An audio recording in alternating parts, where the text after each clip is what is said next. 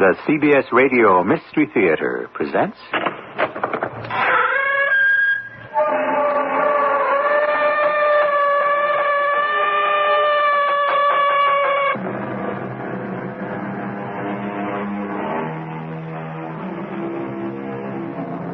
Come in.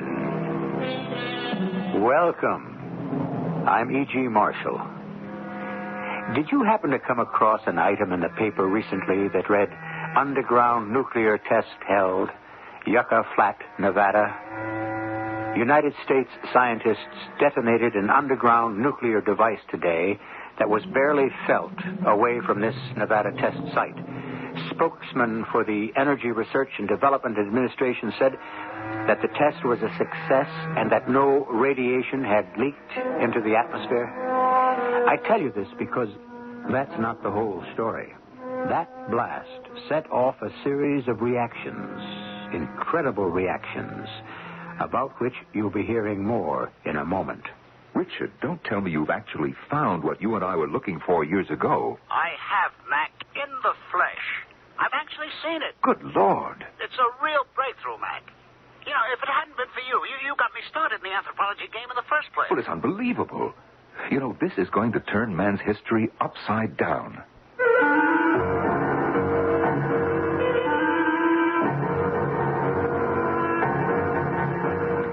Our mystery drama, Yesterday's Giant, was written especially for the Mystery Theater by G. Frederick Lewis and stars Norman Rose.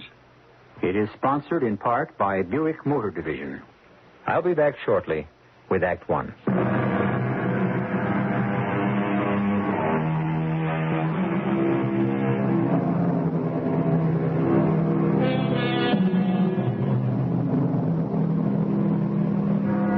According to the papers, the underground nuclear experiment was a success. Of course, they had to say that. If the truth were known, the hue and cry from every American might have been such that... But I get ahead of myself. What really happened will be told us by James McLean, who knows the story better than anyone on Earth alive today.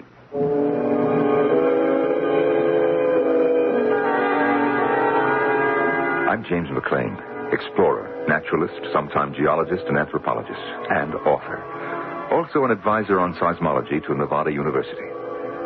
I suppose I wouldn't have gotten into this if it hadn't been for the unfortunate scandal of the Utah Man, about which I may go into later. But I want this part of my life known because it proved to me, when it comes to choosing between being a true scientist, hungry for knowledge, or someone else hungry for money, I did make the choice. It all began with that telephone call. Hello, McLean here. Mac, this is Richard. Richard Gidding. Hey, Richard. Sure is nice to hear your voice after all these years. Mac, how you doing down there in Yucca Flats? Oh, so-so. Not too exciting. Well, congratulations on the book. It's tremendous. The title's just great. Life and Times of Early Man. It's got a great cover illustration. Did you get past the cover? You kidding? I read it straight through. It's tremendous. Well, I'm pleased, Richard. 6 years went into it. Listen, how did you know I was here? Oh, I keep all my old address books, even the ones 10 years old. So I just chanced it and called. Say, Mac, you still buddy-buddy with those energy research boys at the Flats? Yeah, I do some seismological research for them from time to time. Good. Are you, very busy these days? Well, I don't have to tell you what it's like being a freelance. An awful lot of time can go by with no money coming in. So you're not working steady, huh? Yeah. You remember that Utah Man business? It didn't help me. Well, of course I remember, but that wasn't your fault. Anyway, it's got nothing to do with you being the best in your field. That book of yours sure proves it. How's it selling? That's the old Richard, all right. Always an interest in the financial return, huh? Well, I'm not ashamed of that. Anthropologists eat like everyone else. Richard, what's on your mind? You didn't call me just to congratulate me. No, I didn't. Have you got a university full-time job to offer me? Better than that, Mac. I'm going to offer you a partnership in something worth millions. What? It's tremendous. No. Don't say no. Don't say yes. Don't say maybe. Hear me out. I've located what I believe is the greatest anthropological discovery of the age. What you and I suspected 10 years ago. Now, wait a minute. I can't believe it. You got a car? Yeah, I have. Good. Listen, you leave tomorrow morning. How long does it take you from where you are up to, say, Carson City? Oh, about 18 hours. Is that where you are? From Carson City, head over to Fernley, then north on 34, past Pyramid Lake, take a right on 49. Richard, don't tell me you're back in our old town of Sulphur. I sure am. Same old boarding house, Mrs. West. Will you start in the morning? Mac, this is what we were looking for 10 years ago. Tremendous. I've seen it with my own eyes. It's alive, Mac. What? You heard me right. Alive. Good Lord. I had to let you in on it. If it hadn't been for you, Mac, well, you got me into the anthropology game. Richard, I did understand you right. Yep. A living specimen of prehistoric man. So you just get up here as fast as your wheels will take you. I couldn't leave till a day later at sunup. Since that phone call, my mind was filled with what Richard had said. The dream of science for 1,000 years. I remembered the two of us, years ago, smitten by the great Huxley, searching for any evidence of prehistoric man in northern Nevada. Well, I went to Utah and did find a skull they called the Utah Man, and that was something that I'd like to forget. Hey, Mac, you're looking tremendous, buddy. Welcome to old Mrs. West. What kept you? You're not married or anything, are you? No. Took a little time to get my gear together. Well, I'm glad to hear it. That means you plan on staying. Richard, tell me about it. Just I found a live, prehistoric Neanderthal specimen. And not only the male, but its mate, and 2 offspring. Good Lord. I'd say he was of the mixed type. Part Neanderthal, part modern. Well, you saw him walking? He walked right into my tent with his mate. It was later I saw the offspring. He walks erect, and I don't have to tell you, if he's a Neanderthal, he's every bit as intelligent as you or I. A good deal more, I'd say, to have survived. This family, I think, must have lived in the caves on the far side of the Jackson Mountains. There's 100,000 acres up there that's never been explored. Any idea why they came to you? Oh, very good idea. And that's why I need you. Last month, your ERDA people down in the flats set off a nuclear underground test. My guess is the shock waves ran along for 300 miles in the substrata and jolted those caves. And these guys probably came out to see what was going on. Yeah. Well, where are they now? Last Monday, they disappeared. Not a sign, not a trace of them anywhere. I searched as much as I could above Massacre Lake. Vanished. All right. Now, what do you want me to do? Find out when the next nuclear test is going to be held. When we know, we go up to where I was last time, make camp, and wait. You know, I might be able to get that information. Remember Arthur Fairchild? Yeah? He gave up geology, joined the Army. Now he's an important wheel at Yucca Flats. Oh, sure, I remember Arthur, but... Now, look, don't say a word about what I told you. Don't worry, I'm not talking. I've gone out on an anthropological limb before. I'm not making that mistake again.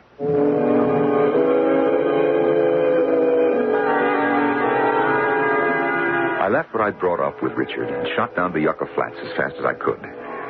Since I've done some observations for the ERDA, it was no problem to get to see my friend, Captain Arthur Fairchild. Mac, I appreciate the seismic report you're handing me. But on someone else's say-so? No instrument readings? I don't know. Richard Gidding is as reliable as they come. If he tells me he observed shock waves that far north, why should I disbelieve him? As far north as the Jackson Mountains? Mac, this is our second year with these tests. We've never had a report on effect to surrounding terrain. Well, maybe the seams are giving way. We know there's a fault that runs north diagonally from here. Anyway, Mac, what difference does it make? I mean, if you like, we'll give you the instruments and you can go up and record. What do you mean, if I like? I put it badly. Of course, anything to add up to our store of information, we naturally appreciate. Okay, agreed.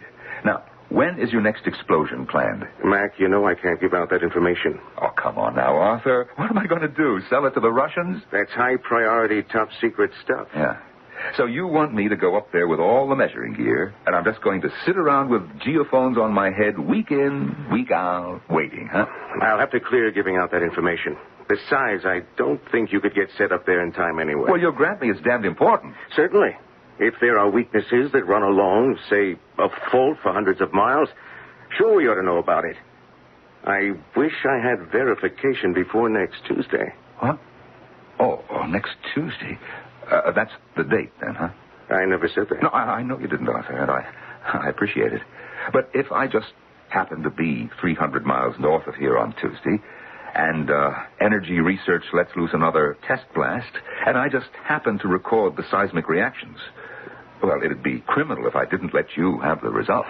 I wouldn't say you are devious, James McLean, but you sure know how to get what you go after. Arthur, you make me ashamed. And after all, the way you went to bat for me on that Utah man business, I don't know why I was hesitant in trusting you. There are P and S waves, and I'll record them. But there's more to it. Giddings thinks that he's discovered some very primitive ape man, or perhaps even primitive type Homo sapiens.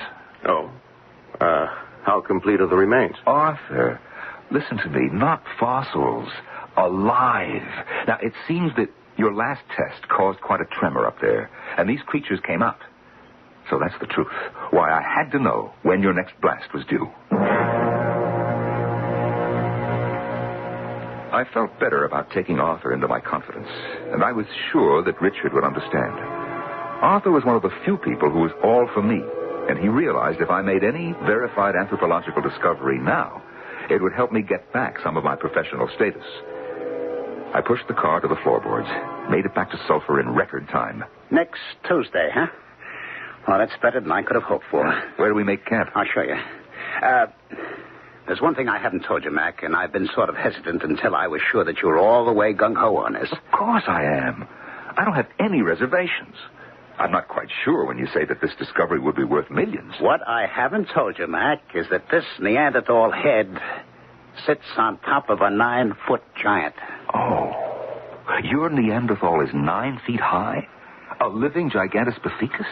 On the hoof. He squatted on the floor of my number 12 space tent right under the awning. All 700 pounds of him. His wife, alongside. She probably weighed close to 500. That's incredible. Then Weidenreich and von Königswald were right. But to find them here, living, not just some enormous molars and skull fragments as they did in China and Java. My idea, Mac, is when that Tuesday test explosion goes off, we carry on like ordinary campers, keep our eyes peeled and cameras ready. I'm setting up 2 cameras with Tri-X film, one in a tree and the other in the tent. Once triggered, they'll automatically shoot an entire magazine load of pictures. I brought a camera, too. Listen, have you been communicating with your Neanderthal giant? That's going to be your department. You wrote the book. Well, I can have a go at it. But trying to become acquainted with any untamed, uncivilized specimen is risky. He was very quiet and peaceful when he dropped in. So was his wife. I gave them food. They let me follow them back to where their offspring were. 2 7-foot offsprings. You know, there's no guarantee. They may take it into their heads that I'm an enemy. That's what this is for. A revolver? With special bullets. What they use to tame elephant bulls. Knock them out. Shoots a tranquilizing drug. There's no need to tranquilize them out. Just run. Can't have them doped up. We want to make careful notes, observe them, study them. That isn't exactly my idea, Mac. What? I'm going to capture this prehistoric man and his family alive and exhibit them.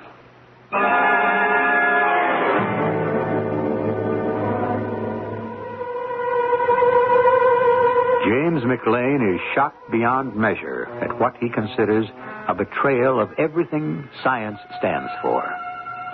What can he do now? If he leaves now, he may miss the discovery of a lifetime. If he goes along with exploiting a rare living relic of prehistoric days, he'll be through as a scientist. I shall return shortly with Act 2.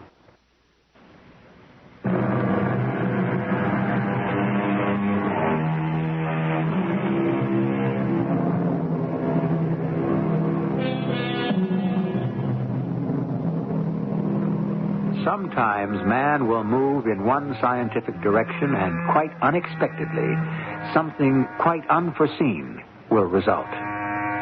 Call it a fluke of fate, but certainly the nuclear energy test in southern Nevada, triggering the discovery of an extinct species of man, is proof the unpredictable can happen. To say nothing of the pairing off of 2 men of totally different values.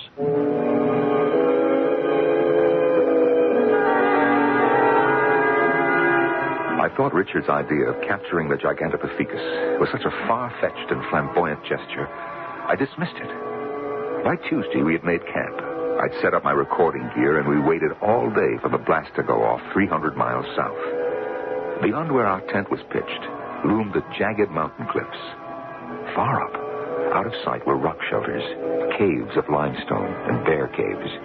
In one of these, we hoped, lived our Neanderthal family of giants. What time is it? 7:10. Oh, boy. It's like waiting for the end of the world, isn't it, Mac? Yeah, more like the beginning of the world, Richard, if we see them. Mac, it's one thing to write a book on the social behavior of primitive man like you did, but it's quite another to see it in action. You're going to have material for a real on-the-spot prize winner this time. Who knows, maybe a Nobel Prize. Well, I don't expect to get more than one visit or two with this creature. Books are written out of a lifetime of study. Mac, you heard what I said before. You'll have a lifetime of study right in the cage with him if you want. I hope you're joking. I am not. Here's a chance to have my cake and eat it. It's tremendous. I wouldn't stand for being mocked like you were over that Utah man business. Somebody planted that skull in your digs. You know it. Well, it's all past and done with now. I'm talking about the purpose of this expedition. Richard, why did you want me? Because, old friend, I may flush him out of his hole. But you're going to tame him. Wow. There she goes, the nuclear test. They've done it. We're going to be rich.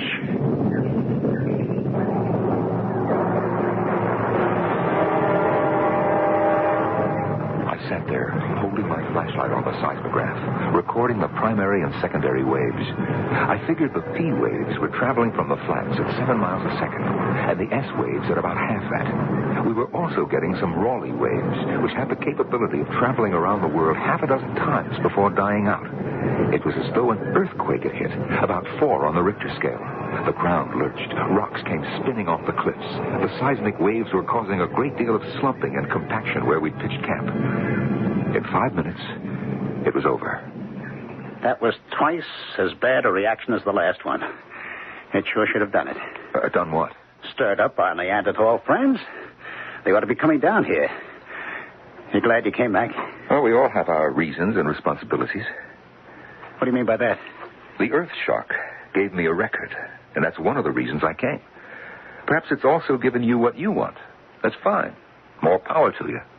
To both of us, no? As soon as the giant Neanderthal shows up... I will not be here, Richard. You won't be here?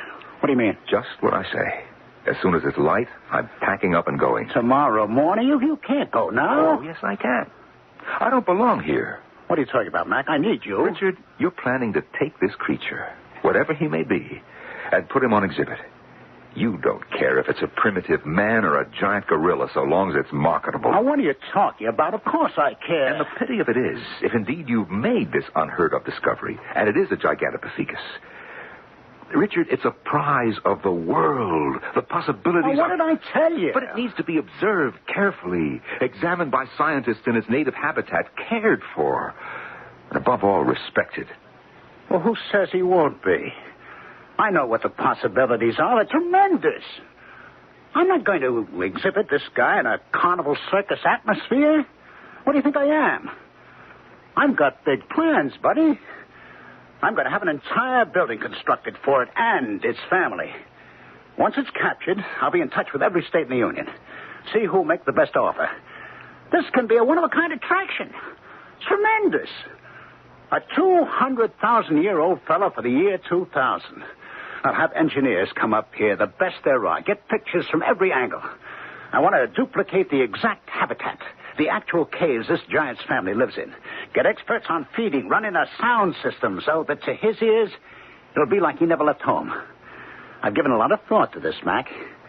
Now, of course, I respect the animal. What do you think? But for money, not for science. For both, you square egghead. Why are they mutually exclusive, huh? Now, all I'm saying is, for the trouble I'm taking to preserve this thing and make him and his wife and kids happy, charge a little admission.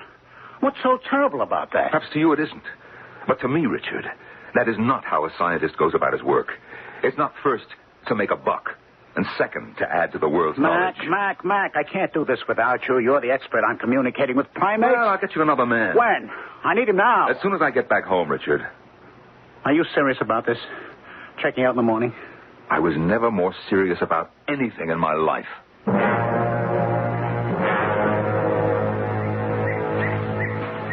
Wake up, Mac. Time to get up. Oh, wow. I slept later than I thought. What time is it? It's almost 6. If you're going, get going. I don't understand why you're so sore about this. I mean, Richard, we're just two different people with two different ideals, that's all. You got your stuff packed? Yeah, most of it. While you're getting it, Duds, I'll stow your equipment in the car. Hey, wait a minute. Wait a minute. What's your rush? Last night you were begging me to stay. I don't want to get in the way of your ideals, Mac. Besides, I want to get started, hike you up to where I think the Gigantopithecus holds up. So before I leave, I'd just like to give you a hand before you go. Now, wait a minute. How about a cup of coffee for the road? There's a diner in Sulphur that'll be happy to serve you. Did you say that you were on your way to the Neanderthals' cave? I'm not going to hang around here waiting for him to visit. If that explosion worked, he may be out there having a look around. Yeah. You know, Richard, I'm not in that much of a rush. Why don't I go up there with you? I can start back later. You sure won't inconvenience you? I don't want you to change your plans on account of me. Richard, you sure are in a funny mood this morning. Well, not half as amusing as you are, old boy. Last night, I was the sinful Neanderthal flesh peddler, the untouchable, the unscientific Mr. Big Bucks. This morning, please, can I come along and see? I'm curious. I don't deny that. Good Lord, any scientist worth his salt would have his tongue hanging out if what you say is up there. Is up there.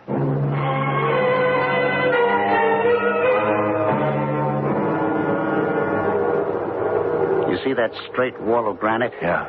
Well, I figure somewhere up in there must be their cave. Around the side is a big shelf like a ledge covered with bushes and trees. That may be their way in and out. I never got up that far last time. Where did you see them the last time? Right here.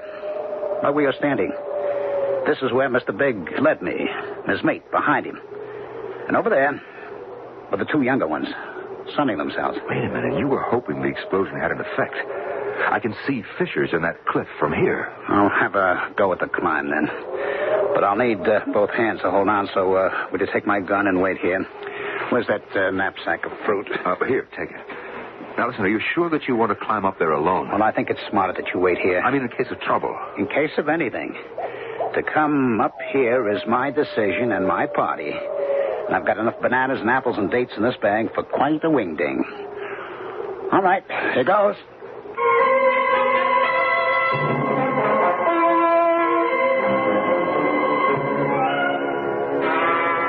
Richard! It's clouding over, Richard! Looks like a storm coming up. Did you see anything yet? I'm almost at the top now! Richard! What in heaven's name is that? I think it's him! Tremendous! My old friend! The Jolly Green Giant! I'm coming up after you, Richard! Richard, can you hear me? Richard, say something!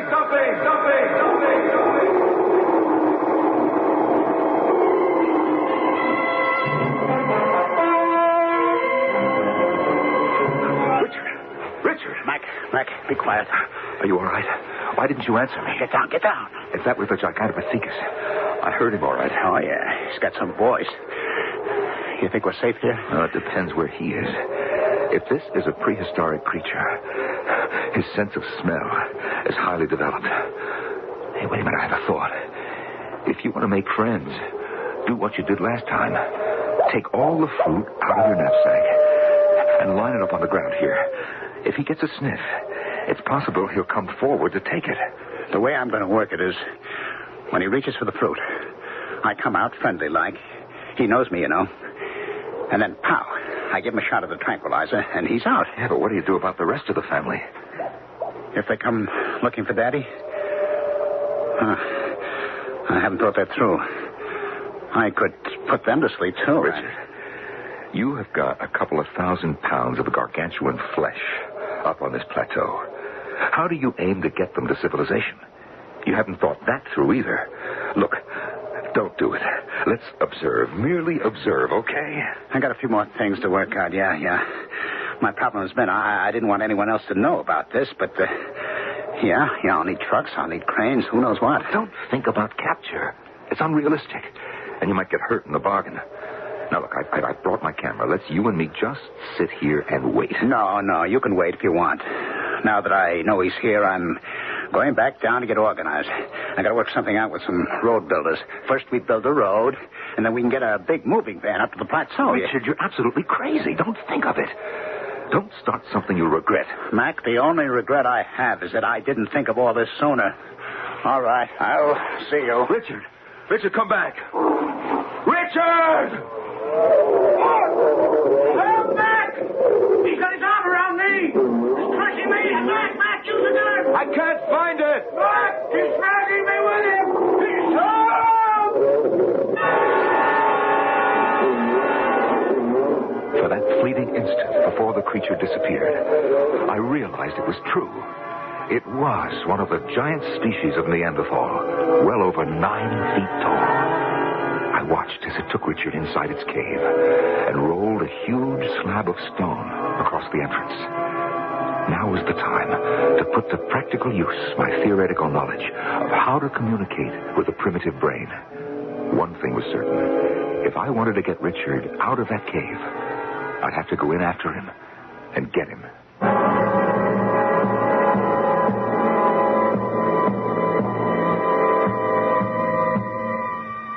So James McLean is faced with the problem of spanning hundreds of thousands of years, dealing with a member of the human race who has been able to remain on Earth centuries after he was supposed to have disappeared. And were there more giant Neanderthals up in those Nevada mountains? If so, how many? I shall be back shortly with Act 3.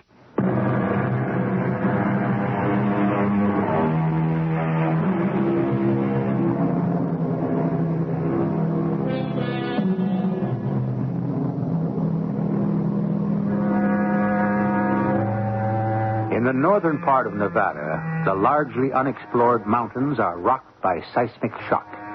A giant humanoid, resembling a Neanderthal man, had taken a modern man captive. Anthropologist James McLean is faced with the problem of rescue.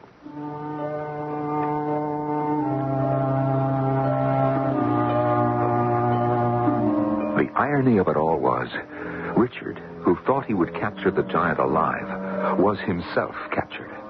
I needed help. The only person I could entrust with the secret, and who would get us maximum help in minimum time, was Arthur Fairchild. I put in a long-distance call from the nearest town. Incredible what you tell me, Mac. Arthur, we've got to get Richard out of that cave if he's still alive. Heard anything? Seen anything? No, not since yesterday. This morning I climbed up there before phoning you. The cave is still blocked off. I better come up with some Army sharpshooters. No other way. Or blast them out with dynamite. Sharpshooters? Dynamite? Arthur! Listen, there's got to be a way to do this without killing anybody. Look, can you come up yourself, alone, and say, will you bring a couple of bushels of apples and as many bunches of bananas as you can lay your hands on? Let me get this straight. You want me, apples and bananas, but no guns, is that it? Please, Arthur, use your head. There's got to be a solution that keeps everyone alive, and we've got to find it. I had a frightful nightmare last night. I lived it again. The entire episode of finding that skull in Utah, staking my reputation that it was a Cro-Magnon fossil, only to find out I'd been hoodwinked by someone. Thank heaven I woke up before the dream got to that awful meeting of the National Academy, being accused of trying to get rich and famous at the expense of science. The disgrace of it. Oh, I woke up in a cold sweat. Arthur! They had no trouble finding you at all. You must have driven all night. And why not? You want some coffee, some breakfast?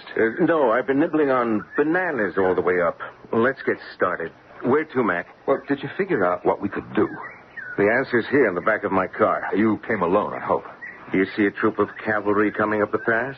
course I came alone. What about Gidding? He's still in there? As far as I know. The hope is this. I talked to our engineer boys, and they advised, drill a hole and smoke them out. So I brought up all the equipment. Smoke?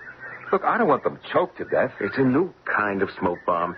It has just the reverse effect. It impels those who breathe it to violent action. Oh, I get you, sure. My feeling was, if this giant man or animal is strong enough to move a boulder to close the cave, with a little encouragement, maybe we can get him to open it. I know you said don't, but I also brought along 2 rifles, just in case.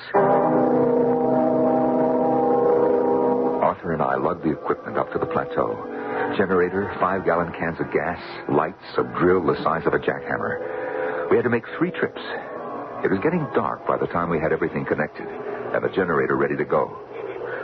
Give the starting rope a long, hard pull, Mac. The way you start an outboard motor, lawnmower, so we can get some juice. Now, I plugged in the searchlight facing the rock so we can see what we're doing. Okay, here goes. Great. Lights, camera, action. I'm going to try for a hole near the bottom. You get tired, I'll take over. Hold it! Lord, what a racket it makes. Is that what it sounds like? Well, we can't wait for applause. Hold on, sir. I'm trying to figure this. This primitive fellow may react violently if he thinks he's being attacked. Otherwise, he's really a peace-loving jet. In 2 minutes, I ought to be able to drill through this boulder and shove in the smoke bomb. 2 minutes. I'm worried about what he may do to Richard. Richard Gidding? Richard Gidding! Can you hear me? Hello? I can hear you. Thank God he's alive. Richard! We're coming in for you.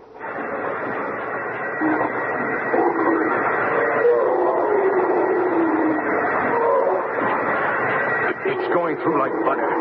It won't be long. Hey! Arthur, stop the drill. Richard? Richard, are you okay? All right. The jelly giant hasn't touched me, but it just took off with the whole family. What do you mean, took off? It's gone. There are passages back of the cave here, right through to the mountains. Oh, that's bad luck. He's gone. And we were counting on getting the Gigantopithecus so riled up with your smoke bomb, he'd push the boulder away. Now, how do we get Richard out?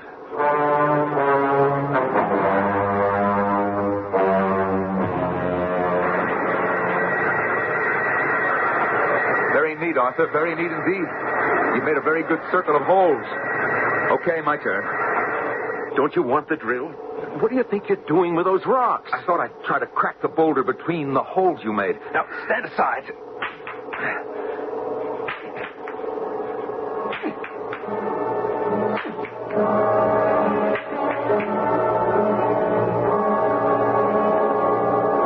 Mac, no way. It's getting daylight. I'm rested now. Going to start up the drill. How's it going? We're going to do some more drilling. Hey, Mac, listen, don't start up yet. I think I hear the old man coming back. Richard, now listen, don't panic. I tell you what I'm going to do. I'm going to shove some bananas through some of the holes that Arthur drilled. I'm not hungry. No, I'm hoping to appeal to the big man. Richard, duck into some corner and make yourself scarce. Okay, Mac. He's coming. I can hear him very plainly now. 8 holes. That makes 8 bananas. I hope this works. Now we'll take the apples you brought, Arthur, and the rest of the bananas and spread them in a circle in front of the cave. There. That's right. That's nice. You think that Neanderthal giant is going to open the cave and sit down with us for a meal? I wouldn't be surprised. I think I'd have a bigger appetite if I climbed up this tree. Do you mind? Arthur, trust me. Eating is second nature to every living creature. It's rare indeed that any living thing is attacked while eating. Now, let's give it a try. We'll never get a chance like this again. Okay, you're the expert. Pass me an apple, will you?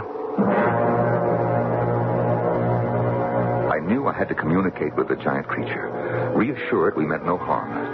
Zaborowski and Houghton both agreed that Neanderthal was capable of articulate speech. Now, all the speculations, inferences, and theories would have to give way to the real thing, actual practice. I would have to reason with the Gigantopithecus, using my language to reach his understanding. The big boulder in front is moving. He's pushing. There, what did I tell you? He's coming out to get some more food. Great God in heaven. Will you look at the size of it? Look at that head. Those hands. Hello, old man. Brought you some bananas and apples. Help yourself. Sure, take two. Take as many as you want. I can't believe my eyes. It's sitting down with us. I'll tell you something, old man. All my life, I dreamed of going back in time to meet you. Yes. And I didn't have to do it. You came out of time to meet me. You know, I think he's really enjoying himself. Arthur, get up slowly, very slowly, and go to where we put the duffels.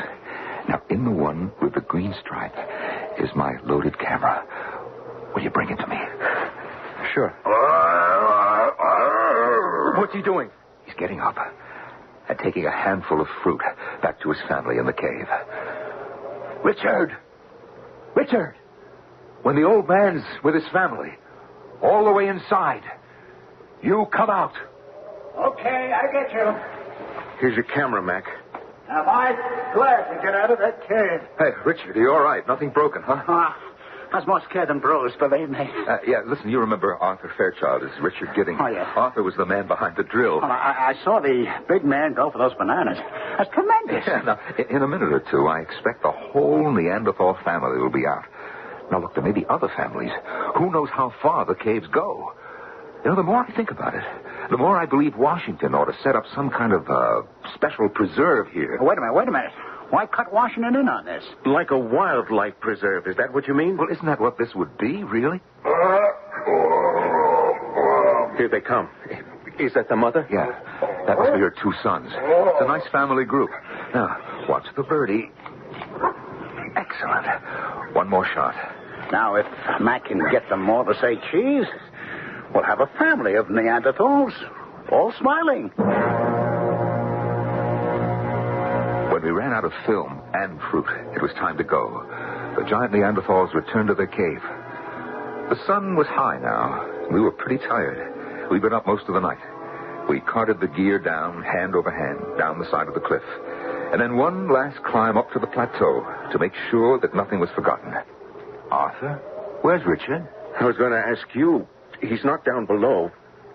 Richard! Hey, Richard! Huh, that's strange. Where could he have gotten to? Isn't that him? Coming out of the cave? Oh, yeah. Wait a minute. What's he got in his arms? Hi, folks. Meet baby Neanderthal. Richard, are you crazy? You can't steal their baby. They'll kill you. They'll have to catch me first. I'm going to put it in my knapsack and carry it over my shoulder all the way back. You put that baby back where you got it. Do you hear me? They're not going to miss him, Arthur. Here, hold the kid while I strap on my knapsack. You're mad. Absolutely mad. Now, look, you put it back, Richard, or I will not be responsible. The whole family's out foraging or something, so I went into the cave and helped myself. This kid is worth a fortune. You know, said, give it to me. I'm ready for it. I'll give it to you. Oh. Phew. What a wallop. He went down like a stone. He sure wasn't ready for that. We put the Neanderthal baby into the cave and went back to camp. Most of the rest of the day, we tossed around the idea of a national preserve. Would Washington guard the area with access only to bona fide scientists and researchers? Richard was very quiet and hardly said a word to us all day, all evening. The next morning, he was gone. We walked clean back to the cliff and not a sign of him. He's some character. Well, he could have gotten lost. Good Lord. Look up there. What? Pass the boulder. Let's go. He fell over there. Which way now? Keep going, just around these trees. There he is. Richard! Oh, wow. He's dead. That's a broken neck, all right. Falling all that distance. He was up on the plateau. What was he doing up there?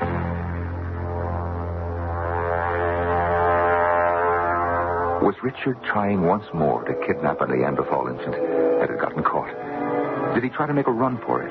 Escape back down the cliff, lose his grip, and fall? Or was he pushed? We never found out.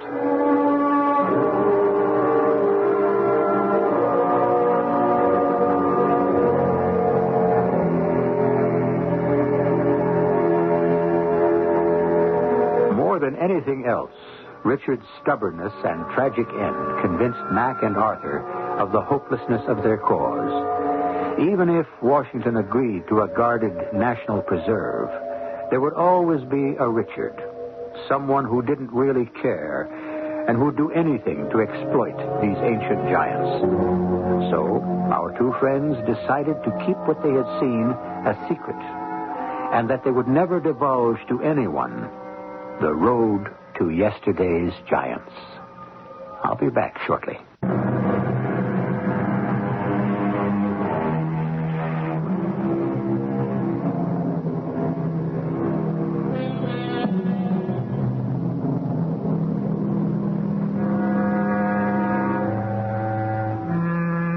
As some historians and anthropologists believe, the Neanderthals, that intelligent species who inhabited the Earth thousands of years before we did not all disappear, then this story could be true.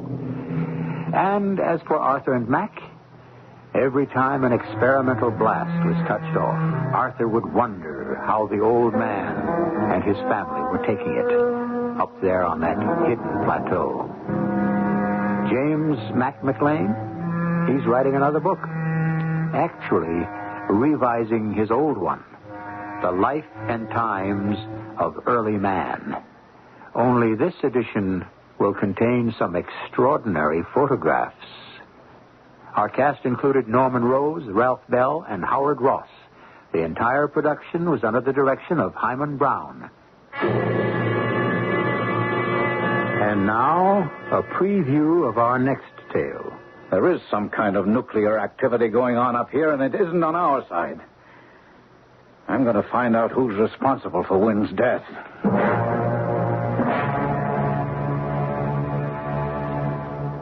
What did Ottawa say?